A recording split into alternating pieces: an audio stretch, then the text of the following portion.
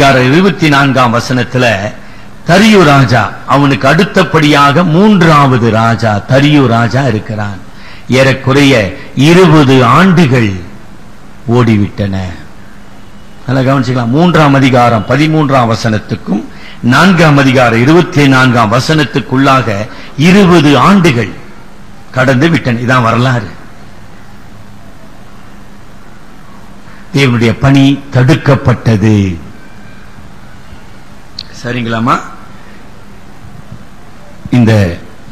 நாம் இந்த நாளிலே கொடுக்கக்கூடிய நல்ல தலைப்பு நீதிமொழிகளின் புஸ்தகம் 29ஆம் அதிகாரம் 18ஆம் வசனம் படிங்க. நீதிமொழிகள் 29:18.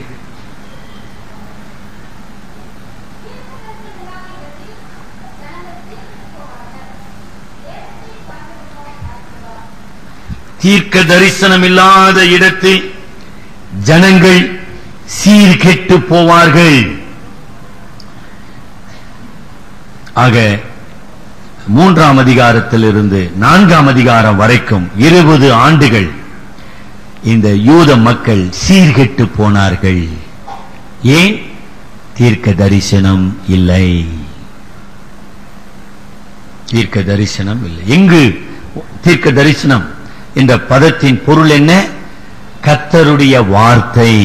Very simple definition for prophecy. Very simple and very right. தீர்க்க தரிசனம் என்றால் என்ன? கர்த்தருடைய வார்த்தை. எங்கு இல்லையோ அங்கு மக்கள் சீர்கெட்டு போவார்கள்.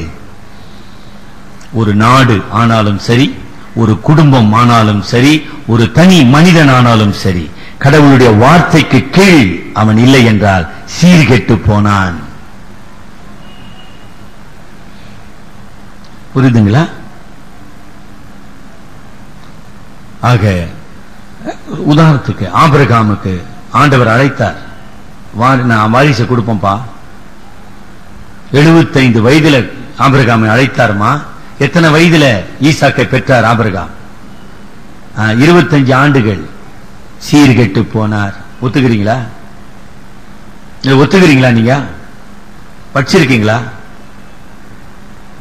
ஆகார் எப்படி வந்தா, இஸ்மவேல் எப்படி பிறந்தான், அபிமெலேக்கு ராஜாவின் இடத்துல எப்படி ஆபிரகாம் பொய் சொன்னான், எல்லாம் படிச்சீங்களா?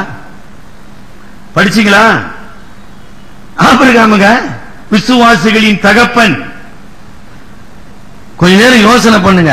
அவன் போயிட்டான் சீர்கெட்டு. நீங்கள நானும் போக மாட்டோமா? கர்த்தருடைய வார்த்தை இல்லாத மனிதன் சீர்கெட்டு சீரழிந்து போய்விடுவான். இஸ்ரவேல் ஜனங்களை எகிப்து தேசத்திலிருந்து கடவுள் அற்புதமாய் விடுதலை ஆக்கினார். எகிப்தின் அடிமைத்தனத்திலிருந்து, பார்வோனுடைய கொடுங்கோல் ஆட்சியிலிருந்து இல்லைங்களா, சிவந்த சமுத்திரத்தை கடந்து வந்தார்கள். சீனாய் மலை அடிவாரத்திலே விக்கிரக ஆராதனையை ஆரம்பித்தார்கள். அந்த விக்கிரக ஆராதனை செய்தபடியினாலே தேவன் தம்முடைய தாசனாகிய மோசேயின் மூலமாக அவர்களை சபித்தார். அந்த சாபத்தின் விளைவு 40 ஆண்டுகள் இந்த இஸ்ரவேல் மக்கள் சீர்கெட்டு போனார்கள். அதுக்கு பேர் தாங்க சீர்கெட்டு போறதுன்னு அர்த்தங்க. என்ன சார் அர்த்தம்? நல்ல புரியுதுங்களா அந்த முரண்பாடு? சார் எதுக்கு சார் இவங்களை கடவுள் ரசித்தாரு, எதுக்கு சார் இத்தனை அற்புதம் எல்லாம் கொண்டு வந்து நிறுத்தி எப்பா பாலும் தேனும் ஓடுகிற தேசத்துக்கு போங்கடானா இவனுங்க கண்ணு குட்டியை செய்ய ஆரம்பிச்சிட்டானுங்க. கடவுள் சபித்தார். 2 பேரை தவிர வேற ஒருத்தரும் போக மாட்டீங்க பாண்டார். சீர்கெட்டு போனார்கள். இல்லைங்களா? சவுல் ராஜான்னு ஒரு ராஜா இருந்தாருங்களா? இருந்தார். கடவுள் தான் அவரை அபிஷேகம் பண்ணினார். சவுல் தேவனுடைய வார்த்தைக்கு விரோதமாக பாவம் செய்தபடியினாலே தீர்க்கதரிசி நம் இல்லாமல் போனது, கடவுளுடைய எச்சரிப்பு இல்லாமல் போனது. சவுலும் அவனுடைய குடும்பமும் சீரழிந்து போனார்கள். புரிஞ்சு கொள்ளுங்க. என்ன அந்த வசனம் சொல்லுது சார்? தீர்க்க தரிசனம் இல்லாத இடத்தில் மக்கள் சீர்கெட்டு போவார்கள். அவ்வளவுதானுங்களா? திருச்சபையின் வரலாறு படிச்சிருக்குமா? உலக வரலாற்றிலும் சரி, திருச்சபை வரலாற்றிலும் சரிங்கம்மா, ஒரு சொற்றொடர் உண்டு, டார்க் ஏஜஸ். அதுக்குதான் சொல்றேன், வரலாறு வரலாறு வரலாறு. டார்க் ஏஜஸ் உண்டுங்க. கிட்டத்தட்ட இல்லைங்களா, கிபி 5ஆம் நூற்றாண்டு முதல் இல்லைங்களா, கிபி 13ஆம் நூற்றாண்டு வரை 800 ஆண்டுகள். Just imagine. உலகத்திலே கர்த்தருடைய வார்த்தை அறிவிக்கப்படவில்லை, வசனம் இல்லை. டார்க் ஏஜஸ் என்று பெயர்.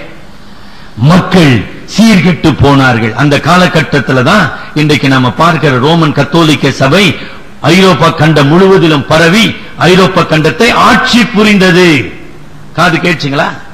பரவினது மாத்திரமல்ல, ஐரோப்பா கண்டத்தை ஆமா ரோமன் கத்தோலிக்க சபையின் போப் என்று அழைக்கப்படுகின்ற பாப்பரசர் ஆட்சி புரிந்தார்.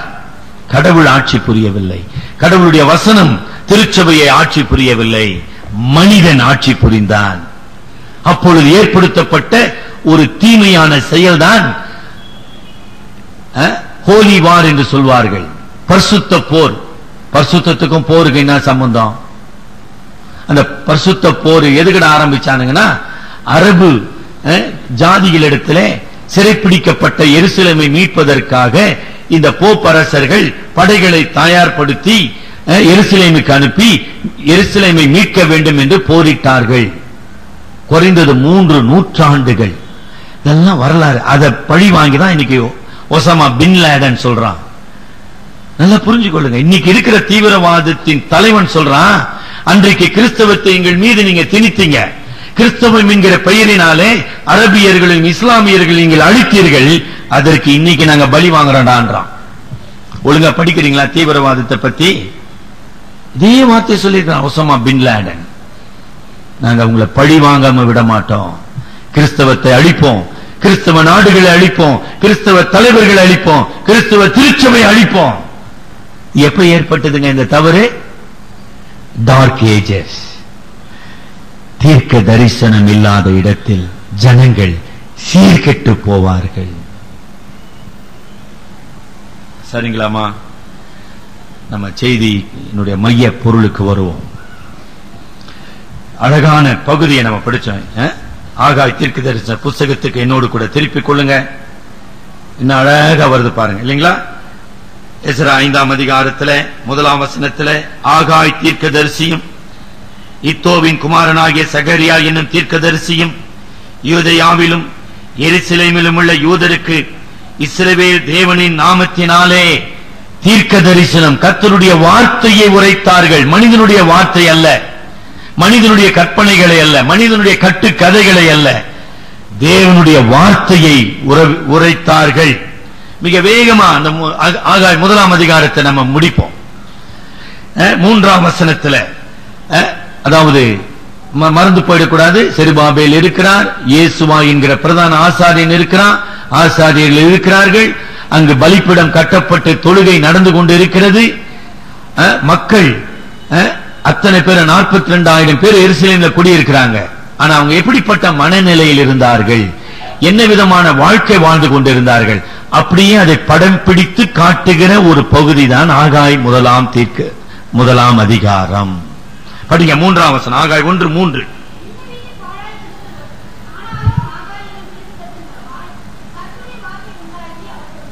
மன்னிக்கோ 2ஆம் வசனங்கம்மா. இந்த ஜனங்கள் கர்த்தருடைய ஆலயத்தை கட்டுகிறதற்கு நீனவ காலத்தை முடிவு பண்றது. நீ யார்? காலத்தின் அதிகாரி யார்? காலத்தை நிர்ணயிக்கிறவர் யார்? காலத்தை திட்டமிடுகிறவர் யார்?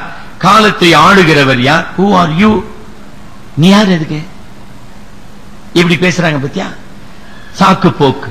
தங்களுடைய அவிசுவாசத்தை மறைப்பதற்காக, தங்களுடைய சுயநலமான வாழ்க்கையை மறைப்பதற்காக, இது ஆலயம் கட்டுறதுக்கு இது இன்னும் காலம் வரல சார். கடவுளுக்கு எவ்வளவு எரிச்சலை மூட்டுகிறதாக அந்த வார்த்தை இருந்தது. நல்லா விளங்குதுங்களாமா? கடவுளுடைய வார்த்தையை, கடவுளுடைய சித்தத்தை நாம் எதிர்க்கும் போது கடவுளுக்கு நாம் எரிச்சல் மூட்டுகிறவராக இருக்கிறோம்.